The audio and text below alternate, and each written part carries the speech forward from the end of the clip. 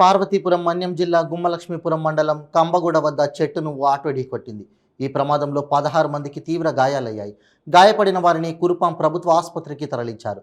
క్షతగాత్రులు దేరువాడ గ్రామానికి చెందిన వారుగా గుర్తించారు. వీరు వరి కోత కొయ్యడానికి బేరువాడ నుండి దుడ్డుకల్లు వస్తుండగా ఈ ఘటన చోటు చేసుకుంది. ఇంకా పూర్తి వివరాలు తెలియాల్సి ఉంది.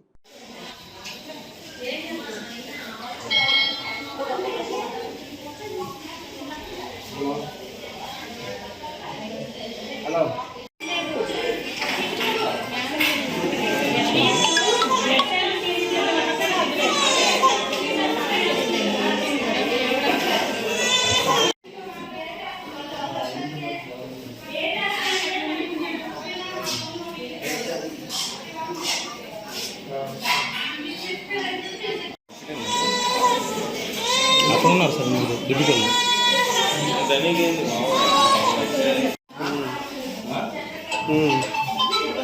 లాస్ట్ 12